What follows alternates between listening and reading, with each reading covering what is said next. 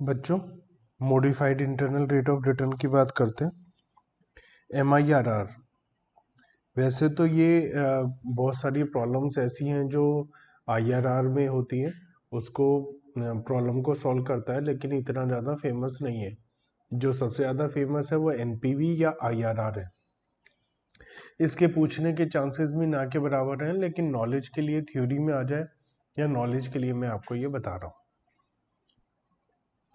Modified internal rate of return, तो ये क्या होता है? एनपीवी की कॉन्सेप्चुअल सुपीरियरिटी है कि कॉन्सेप्चुअली एनपीवी बहुत बढ़िया है, हमें सीधा बताता है एक्सेप्ट करें या रिजेक्ट करें। लेकिन मैनेजर आईआरआर को प्रेफर करते हैं फिर भी ज़्यादा। उसका रीज़न क्या है? उसका रीज़न ये है कि आईआरआर हमें आंसर देता है परसेंटेज में, रिलेटिव वैल्यू बताता है, जबकि हमें एनपीवी एब्सोल्यूट फिगर बताता है। एब्सोल्यूट फिगर को हमेशा हम उससे ज़्यादा प्रेफरेंस हम देते हैं रिलेटिव फिगर को। सपोज आप किसी से पूछें कि आपके 12th में कितने मार्क्स आए, वो गए 372। ये इतना ना तो इंटरेस्टिंग है ना समझ में आ रही है बात। 372 आउट ऑफ 500 भी हो सकते हैं, 400 भी हो सकते हैं। और अगर ऐसा बोला जाए 80% या 90%, तो हमें बात जल्दी समझ में आती है। ऐसे ही आईआरआर इस वजह से ज़्यादा फेमस है एनपीवी से ऊपर, क्योंकि परसेंटेज मेजर में आंसर आता है तो हम बहुत जल्दी इसे समझ जाते हैं। Is there a percentage measure that overcome the shortcoming of regular IRR? Regular IRR की कुछ शॉर्टकमिंग्स है, वो क्या है? आईआरआर और एनपीवी, इन दोनों में एक डिफरेंस है, वो क्या है? देखिए, सपोज एनपीवी हम 10% पर निकाल रहे हैं, उसी प्रोजेक्ट की आईआरआर सपोज 14% आ गई, ठीक है।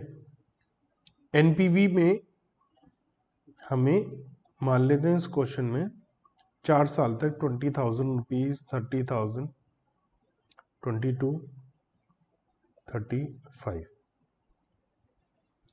4 साल में हमारे पास ये पैसा वापस आया। अब हम जब एनपीवी निकालते हैं तो इसकी प्रेजेंट वैल्यू, इसकी प्रेजेंट वैल्यू, इसकी प्रेजेंट वैल्यू, इसकी प्रेजेंट वैल्यू निकाल लेते हैं। अच्छा, मुझे आप ये बात बताइए, कभी आपने सोचा है कि 1 साल बाद जो 20,000 रुपये आएंगे, उन 20,000 रुपये का क्या होगा? जो 2 साल के बाद 30,000 रुपये आएंगे, 30,000, उनका क्या होगा? जो 3 साल बाद आएंगे पैसे, उनका क्या होगा? तो क्या होगा उसे समझते हैं। एनपीवी एज्यूम करता है, ये एजम्पशन है कि ये जो पैसा आएगा इन्हें री इन्वेस्ट किया जा सकता है। क्या किया जा सकता है? री इन्वेस्ट, मतलब इन पर कमाई होगी हमें @10%। 10% क्यों? क्योंकि 10% हमारी कॉस्ट ऑफ कैपिटल है। अगर आईआरआर मेथड की बात करें, इसी से ये आईआरआर निकाला है। आईआरआर मेथड ये एज्यूम करता है कि जो पैसा आया है उस पर जो हमारी अर्निंग होगी वो 14% होगी। मतलब एनपीवी मेथड ये एज्यूम करता है कि जो एनुअली कैश फ्लो हो रहा है उस पर री इन्वेस्टमेंट पर अर्निंग हमारी कॉस्ट ऑफ कैपिटल के इक्वल होगी। आईआरआर ये एज्यूम करता है कि जो हम री इन्वेस्ट करेंगे उस पर इनकम आईआरआर के इक्वल होगी। बात तो आईआरआर की भी ठीक है कि हम 14% की कमाई कर रहे हैं, तो जो उसमें पैसा आएगा वो भी 14% आएगा। लेकिन एक अजीब सी बात हो जाती है इसमें। क्या? मान लिया प्रोजेक्ट 2 है, इन दोनों में से एक प्रोजेक्ट हमें चूज करना है, तो इसकी कॉस्ट ऑफ कैपिटल तो 10% दोनों की ही रहेगी, पैसा तो एक जगह से ही आएगा। आईआरआर इसकी 14% है, इसकी 16% है। बच्चों, 1 साल के बाद हमारे पास पैसा आ रहा है, तो पैसा कहीं से भी आ रहा है, उस पर अगर हम इन्वेस्ट करेंगे तो अर्निंग तो एक जैसी होनी चाहिए। एनपीवी मेथड एज्यूम करता है कि चाहे प्रोजेक्ट 1 से पैसा आएगा चाहे प्रोजेक्ट 2 से आएगा, दोनों पे 10% की ही अर्निंग होगी, क्योंकि री इन्वेस्ट कर देंगे हम। लेकिन IRR मेथड, अगर हमने प्रोजेक्ट 1 चूज करा तो री इन्वेस्टमेंट इनकम 14%, अगर प्रोजेक्ट सेकंड चूज करा तो 16%। ऐसा थोड़ी ना होता, पैसा आएगा तो उस पर इनकम तो एक जैसी होगी, चाहे पैसा कहीं से भी आए। ये थोड़ी ना पापा ने पैसा दिया तो उस पर इतनी इनकम होगी और मम्मी ने दिया तो इतनी इनकम होगी, ऐसा नहीं होगा। इस प्रॉब्लम को सॉल्व करने के लिए MIRR निकाला गया। MIRR क्या क्या कहता है कि परसेंटेज में आंसर आएगा, और जो री इन्वेस्टमेंट है वो री इन्वेस्टमेंट जैसे IRR में 14 और 16% है, लेकिन MIRR में री इन्वेस्टमेंट 10 और 10 ही रहेगी। तो ये है थोड़ी सी उसकी प्रॉब्लम को सॉल्व करना। तो क्या कोई मेथड ऐसा है जो IRR की शॉर्टकमिंग को दूर करे? तो yes, there is one which is known as modified IRR, MIRR। तो हमें क्या करना है, तो सबसे पहले calculate the present value of cost, जो भी कॉस्ट है उसकी प्रेजेंट वैल्यू निकाल लेते हैं, जितने भी कैश आउटफ्लो है उन सबकी प्रेजेंट वैल्यू का सम कर लेते हैं। अब step 2, calculate the terminal value of cash inflow expected from the project. ये क्या कह रहे हैं, अभी तक हम क्या करते थे, IRR और NPV के लिए जो एक साल बाद पैसा है उसको वापस प्रेजेंट वैल्यू निकालते थे, 2 साल बाद जो पैसा है उसकी प्रेजेंट वैल्यू निकालते थे। MIRR कहता है कि इसकी प्रेजेंट वैल्यू ना निकालकर टर्मिनल वैल्यू मतलब फ्यूचर वैल्यू निकालिए। हमारे को जो एक साल बाद पैसा मिला उसे इन्वेस्ट करिए कॉस्ट ऑफ कैपिटल के हिसाब से, मानिए 4 साल बाद पैसा आएगा। जो 2 साल बाद पैसा आ रहा है उसे भी आप इन्वेस्ट करिए अप टू 4 ईयर, जो 3 साल बाद पैसा आ रहा है उसे भी इन्वेस्ट करिए। तो ये फ्यूचर वैल्यू निकालेंगे after end of project period. तो स्टेप 2 में यही बोला, टर्मिनल वैल्यू मतलब at the end of the project जो वैल्यू होगी वो निकालिए। फिर एक वैल्यू हमारे पास sigma present value of cash outflow है, और एक वैल्यू हमारे पास sigma present value of cash inflow है।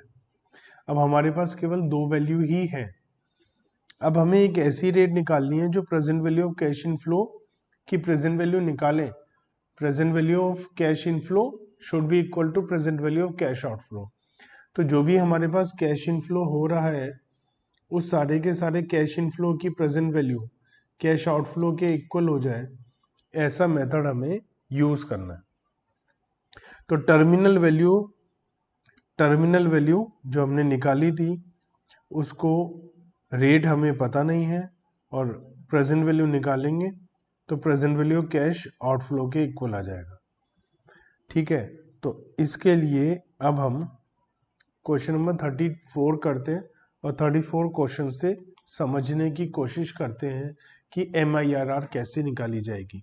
उम्मीद बहुत कम है कि आपसे MIRR पूछा जाए, लेकिन आपको पता होना चाहिए एक ही क्वेश्चन है MIRR का जो हम कर रहे हैं। तो इसमें कॉस्ट है 1,85,800 और हमारे पास ये पैसा आ रहा है। तो year 1 2 3 4 cash inflows 40,000 60,000 80,000 and 1 lakh. Future value factor निकालना पड़ेगा, कॉस्ट ऑफ कैपिटल 10% है, तो ये पैसा एक साल वाला 3 साल के बाद चौथे साल के एंड में कितना हो जाएगा। तो 1.10 की पावर 3 3 साल के लिए इन्वेस्ट होगा, ये 2 साल के लिए इन्वेस्ट होगा, ये 1 साल के लिए होगा, ये तो वैल्यू एंड में ये इन्वेस्ट नहीं होगा। तो इसकी वैल्यू तो 1 की 1 ही रहेगी, ये 1.1 हो जाएगी, ये 1.21 1.331। तो टर्मिनल वैल्यू क्या हो गई, 40,000 multiply by 1.331, 53,000 to 40, 60,000 into 1.21, 72,600, 80,000 into 1.1, 88,000, 1 lakh into 1 lakh. तो जो टोटल टर्मिनल वैल्यू आ गई वो 3,13,840 आ गई। अब हमें present value of cash inflow is equal to present value of cash outflow is equal to present value of cash inflow, दोनों में सम हुआ है। तो प्रेजेंट वैल्यू कैश आउटफ्लो तो हमें पता ही है 185,800 है, और प्रेजेंट वैल्यू कैश इनफ्लो हम कैसे निकालेंगे, terminal value into present value factor. तो टर्मिनल वैल्यू कितनी है 3,13,840 और प्रेजेंट वैल्यू फैक्टर कैसे होता है 1/1 प्लस रेट की पावर n। अब यहाँ पर रेट हमें निकालनी है तो MIRR की पावर n, तो यहाँ से आ जाएगा 1 प्लस MIRR की power n equal to 3,13,840 divide by 1,85,800। 3,13,840 divide by 1,85,800 आ गया 1.689। 1 प्लस MIRR की पावर कितने साल में हो रहा है, इस क्वेश्चन में 4 साल है। तो अब हमें ट्रायल एंड एरर मेथड लगाना है। तो अगर MIRR हम अगर 10% कर देते तो ये अमाउंट अगर हमारा 10% ही होता तो ये 185,800 आ गया होता। तो 10 से तो ज़्यादा है, तो हम क्या करते हैं एक बार 15% पर चेक करके देख लेते हैं। तो 1.15 इंटू 2 इंटू 3 इंटू 4 यार 1.749 जो ज़्यादा हो गया है। 14% पे चेक करके देखता हूँ मैं 1.14 14% पर आ रहा है, इट मीन्स MIRR इज 14%। तो ये ही करना होगा, इसी ट्रायल एंड हिट मेथड से लास्ट में हमें करना होगा। तो बच्चों उम्मीद है आपको MIRR समझ में आ गया होगा। हाँ एक बात हो, इसके बाद में हमारा जो आगे क्वेश्चंस है वो आपको खूब सारे करने हैं।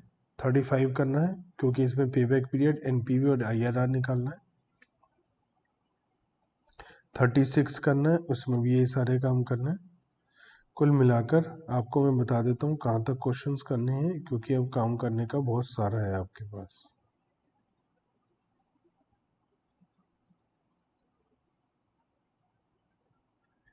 आपको 43 तक क्वेश्चन करने हैं और कोई टेंशन होगा तो मुझे बताना है। क्वेश्चन नंबर 43 तक करना है।